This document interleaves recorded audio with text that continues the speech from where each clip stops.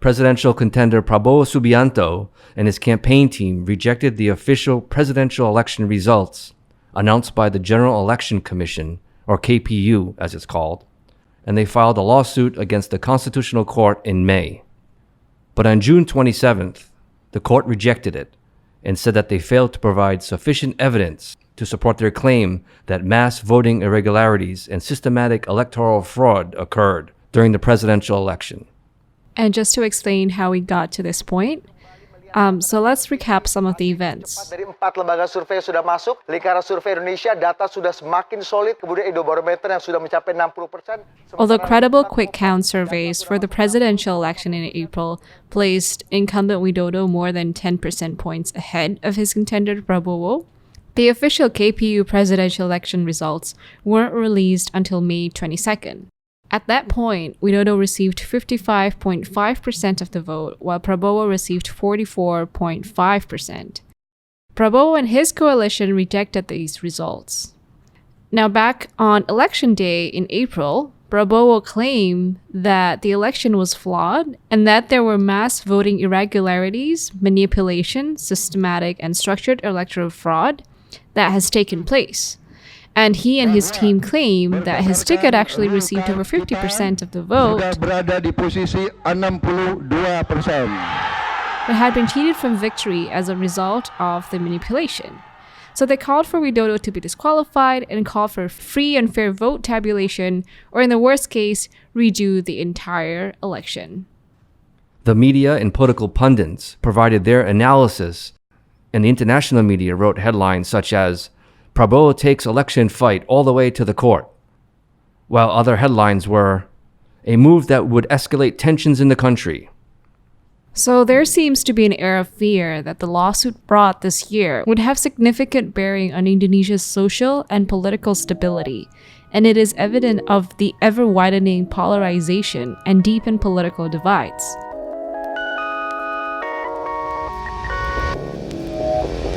I'm Shawn Corrigan. And I'm Tanita. This is Indonesia In Depth.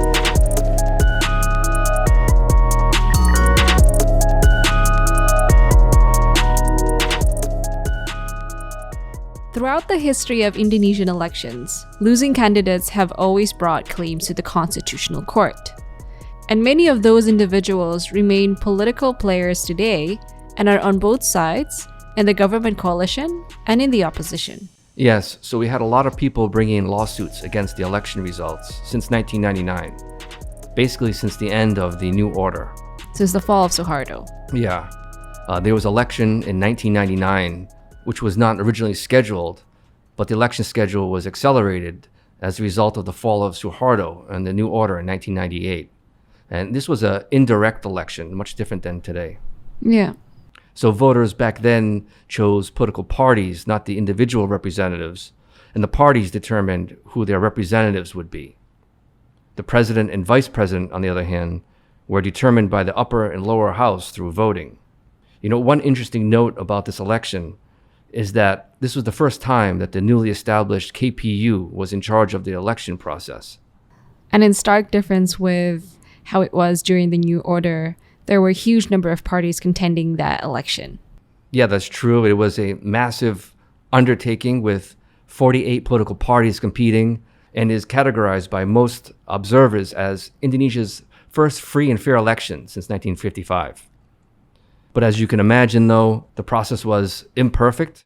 Complaints of electoral irregularities did exist given the lack of experience with such a task, the enormous time constraints, and instability during a transition to a democracy. But international observers stated that although there had been shortcomings, they didn't appear to have a major impact on the election results. And there were parties that disputed the election, right? Out of the 48 political parties, 27 rejected the results back then. Now keep in mind, this was a general election, not a presidential election, because of the different system back then.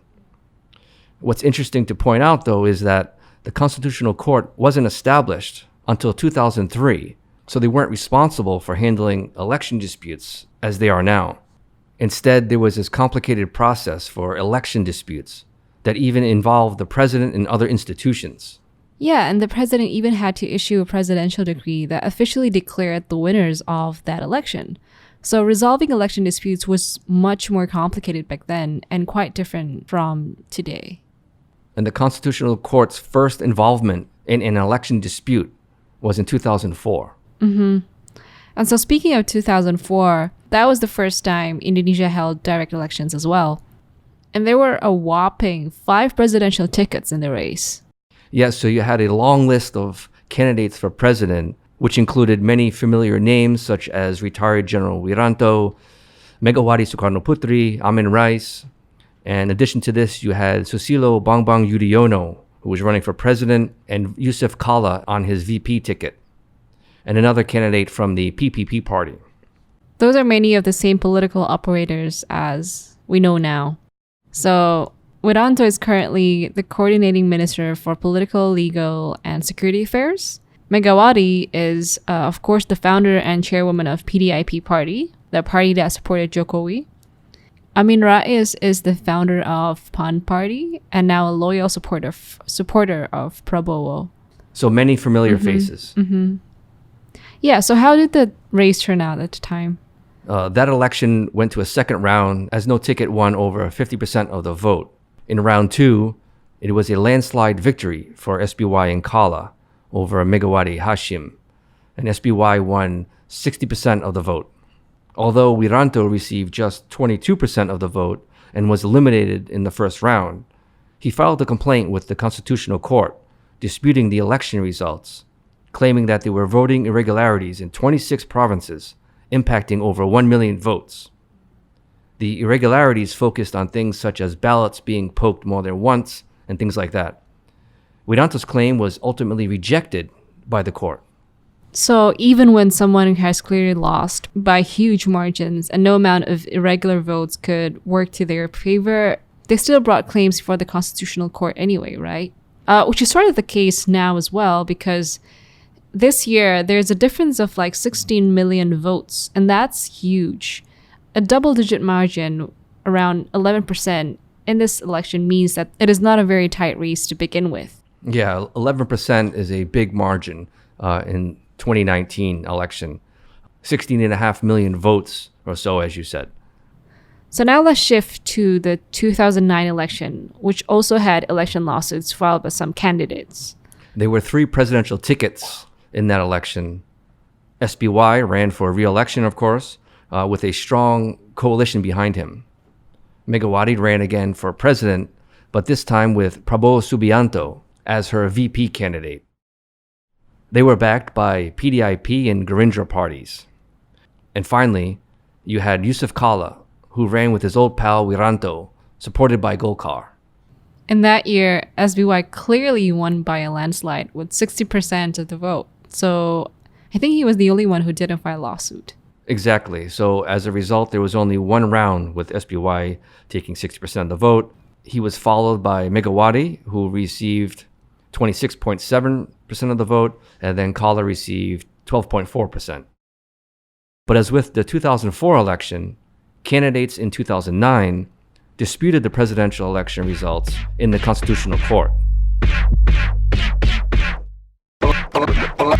Pelaksanaan pemilu legislatif tahun 2009 adalah pemilu terburuk sejak reformasi. Pemilu sangat jauh dari pemilu yang jujur, bermartabat, adil, dan demokratis.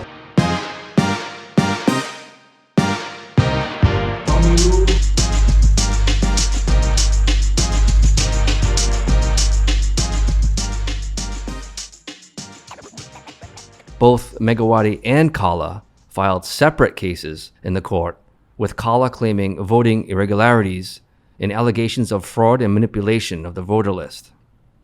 They claimed that the use of different registration processes for voter registration and that ballots with multiple pokes impacted the vote results. Megawati and Prabowo, on the other hand, claimed that there were irregularities in the voter registration list. So basically, almost everyone whose interests are not served well decided to bring a claim, which I suppose is also natural because it's a law-given right to these people. But again, I can't help but see that the players who ran for candidacy and brought these cases in 2009 are pretty much the same faces that we see today, but just on different sides. Yeah, it's many of the same players.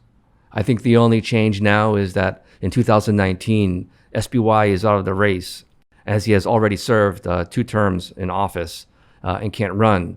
But he's still an important player as chairman of the Democratic Party and a senior statesman. Just on a side note here, about Megawati and Prabowo, to give more context. Although today it may seem that Gerindra is the arch enemy of PDIP and Megawati, we should remember that Megawati and Prabowo have had a long relationship and ran side by side in 2009. Mega Prabowo, pekerjaan untuk keluarga, harga murah untuk bahan pangan dan bahan bakar, sekolah dan buku gratis. In fact, they had an agreement together that Prabowo would support Mega as president in 2009. And in return, she and PDIP would support him to run for president in 2014. Megawati instead supported Widodo in that election, breaking the agreement that they had, which is politics, I guess. Saya berteman baik dengan Pak Prabowo. Pak Prabowo kangen loh Bu sama nasi gorengnya. Nasi goreng yang luar biasa enaknya. Nasi goreng ini menyaingi nasi goreng Hambalang.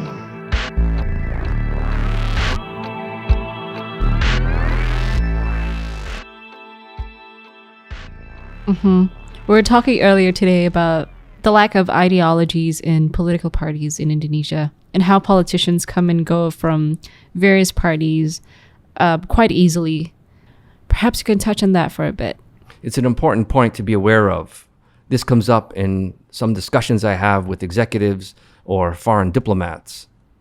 Ideologies are not the foundation of political parties in Indonesia. They are driven by personalities mostly. The race between Widodo and Prabowo was based on the individuals, not the party ideologies. PDIP and Gerindra aren't very different at the end of the day. I mean, what does the Democratic Party stand for or represent, for example? It just represents the founder, SBY. Yeah. So back to the 2009 election lawsuit. So the court ultimately rejected Megawati's and Kala's appeal, right? The court rejected both of them. So all the lawsuits against the election results have always been rejected by the court. Is that right? All of the disputes related to the presidential election have been rejected. But there have been some lawsuits that have been accepted by the court. And the court has made decisions that impacted election results. And this is all at the local level. Let me just summarize it briefly so it's a little bit clearer. For the 2004 legislative election, there were 273 disputes filed in the Constitutional Court against the KPU, but only 38 were accepted. In the 2009 election, there were 628 disputes, with a tiny fraction accepted by the Constitutional Court. In 2014, there were over 900 lawsuits, with 38 accepted by the court. And as a result, there were some recounts and a number of legislative seats were changed at the local level as well. And for this year's election, there were 341 lawsuits filed. All of the lawsuits mentioned involved a whole host of parties, and in some cases, the court did order recounts, and some local level legislative seats were impacted. So just from that alone, you can see how small the magnitude of the claims were this year, which is around just over 300. Yeah, right. So many of them are at the local level, you say, which I think makes sense because it's more, I would say it's more straightforward to argue and adjudicate what's going on in, say, a region or district with 200 voters, for example. But going back to the presidential election, one might think that this year's claim sounds more serious because one of the allegations that Prabowo and his coalition constantly push forward is this massive, widespread, and systematic fraud. But actually, what people need to know is that it's not the first time that this allegation is used. Because in 2004, Megawati and Prabowo also used the same lingo. Yeah, this is not the first time that these terms have been used. Unfortunately, I'm not sure what threshold the court would use to test it. As far as I recall, there was one case where widespread and systematic electoral fraud was proven. So they have happened before. Yeah, there was a case in 2010 in a gubernatorial election in West Kota Waringin in central Kalimantan, where the Gerindra-backed incumbent lost and filed a claim in the Constitutional Court, citing widespread and systematic fraud by his opponent, who was accused of money politics, impacting over tens of thousands of voters, and also had allegations of large-scale campaign violations. The case was accepted and the court decided in favor of the incumbent, and he ended up winning in a second term. And the truth is, Prabowo's claims that were brought this year, including the massive, widespread, and systematic election fraud allegations, are pretty much identical to the claims made in 2014. In that election, Prabowo's legal team claimed that there were organized manipulation of the vote, that over 52,000 polling stations were impacted by fraudulent voter activity, and that a revote was needed. As we mentioned, the court declared that there was no clear evidence provided by Prabowo's legal team in 2014. Dalam pokok permohonan, menolak permohonan pemohon untuk seluruhnya. And the case was rejected. But sometimes I still wonder that maybe his claims this year are at a different level. So the fact that he and his coalition constantly refer to the system being inherently broken, and with some of his people, his loyal followers, who are convinced with it, I think that even with the claims being rejected by the court, what they have in their mind, the reality that they have in their mind, is still that the system is broken. Well, that's another thing, right? People fear polarization and a social divide. Yeah. There are many variables. The fact that there are two presidential tickets, so your choice is one or the other, right? And when you look at the party's platforms, they're more or less the same between, say, PDIP and Gerindra. So I'm not so sure that I would consider that a quote-unquote polarization of the voters. Sorry, you're saying that because that the parties are pretty much the same, they then look at their personalities instead, right? And what they carry as the values that they carry themselves. Going back to our discussion before, that the political parties are non-ideological based, and they basically only represents the person or the head of the party. Yeah, the parties don't have strong ideologies. And if you look at, say, Gerindra and PDIP, I mean, they're natural partners, if you look at it from their sort of the nationalist party background, but that's as far as it goes in their ideology. And another point to look at is that many of these parties, say PDIP, Gerindra, they actually partner at the local level, at the local elections on one ticket. So they're working together to support the same candidate, often at the local level. And if I recall correctly, in 2018 local elections, Gerindra and PDIP supported at least 48 candidates who were running for elections. So they work together at the local level. So there's not this major divide between the two parties, especially at the local level. Benar nggak?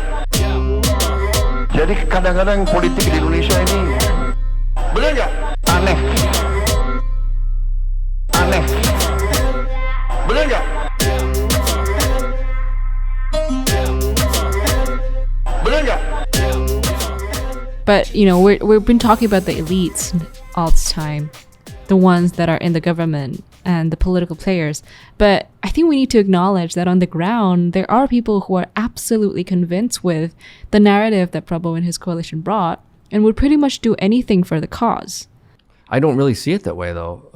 The 2014 election had polarization, not because of the candidates' platforms exactly, but because of the perception of what the candidates themselves represented.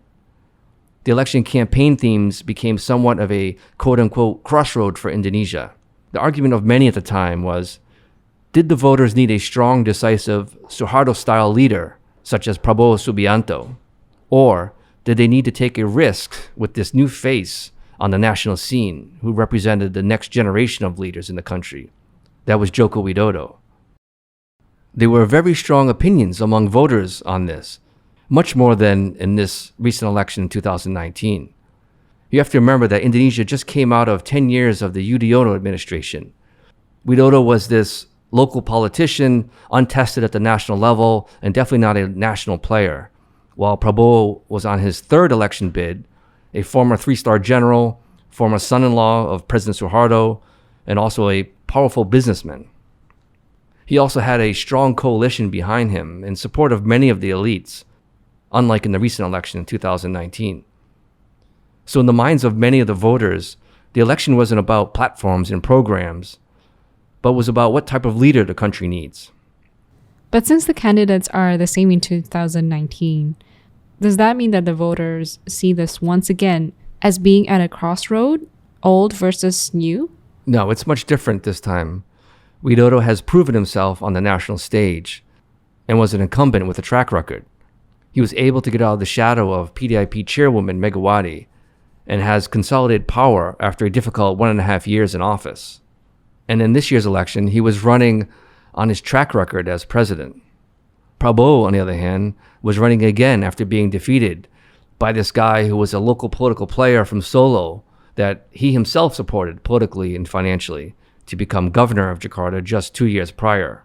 Prabowo also had a much smaller coalition and less support from the elite as he did in 2014. Again, in 2014, he had a lot of financial support and had a good coalition behind him, but not in 2019.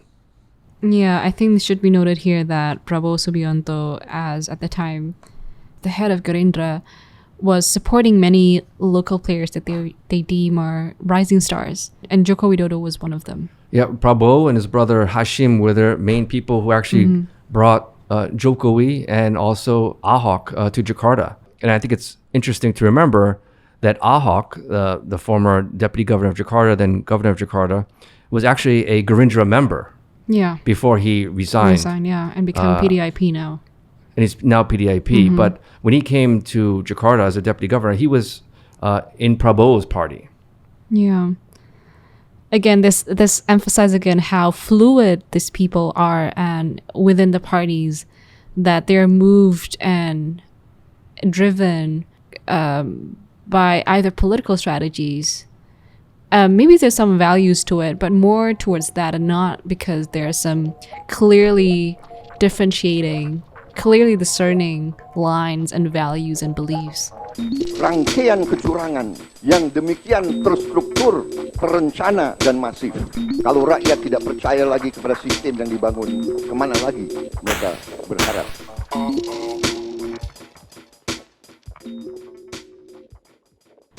So now in the 2014 election, Prabowo rejected the KPU presidential election results, claiming that the system is broken and the people's constitutional rights have been violated. And the court has rejected their claim, just like in 2019. So back in 2014, Prabowo's coalition said that it was an injustice happening and that the people are at a tipping point due to electoral fraud, and that large-scale violence was on the horizon as a result. But what happened? There were no mass demonstrations, let alone violence. Things were peaceful. And what happened following the 2014 presidential elections? Voters still believed in the election process and participated in numerous local elections that followed.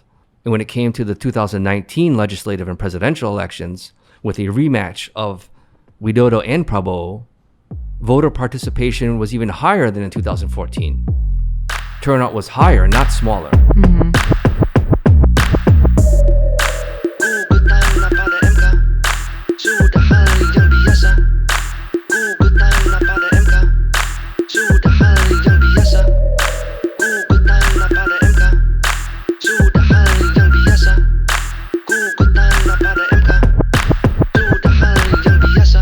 Sesuatu yang sekali lagi tidak luar biasa. Ibu Megawati dan Pak Prabowo Subianto, Pak Yusuf Kala dengan Pak Wiranto juga tidak menerima hasil KPU.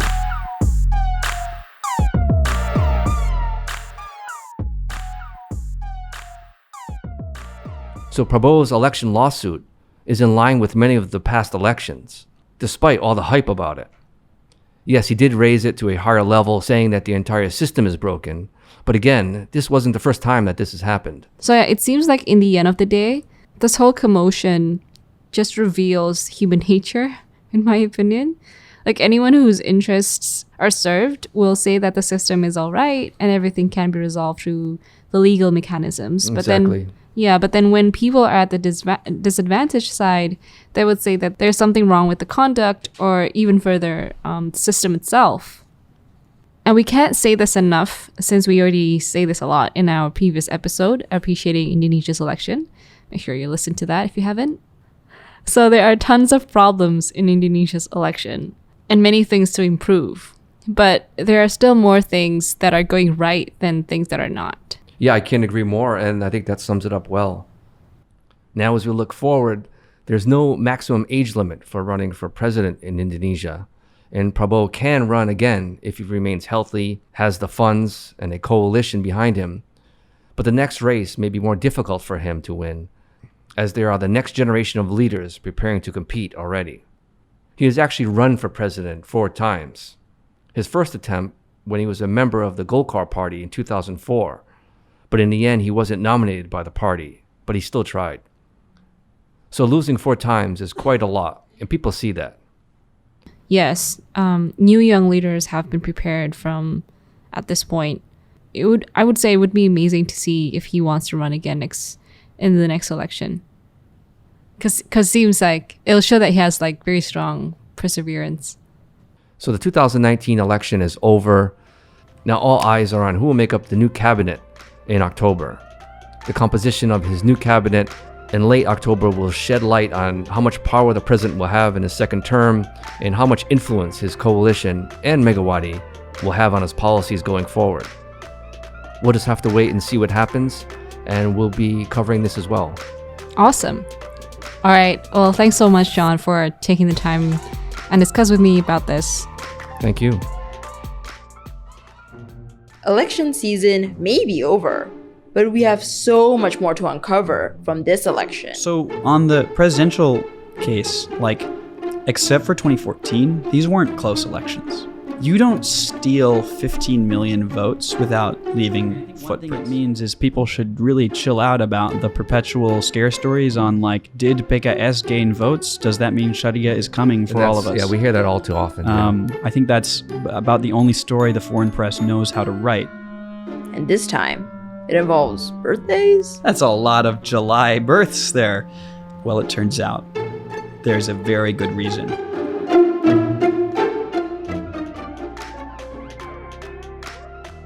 As usual, thanks so much for listening, everyone. Drop us an email at info@indonesiaindepth.com if you want to send us feedbacks, comments, and pitch us stories, and stay updated with us by following our Twitter at IndonesiaInDepth. And you can follow me on LinkedIn. The link is in our show description. On LinkedIn, I post articles of the episodes and other information, so stay updated there as well. Make sure to check all of them, and thanks for listening. This episode was produced by Sean Corrigan, edited by Shawn and myself, Tanita, and researcher is by Veronica. Thanks for listening. See you soon.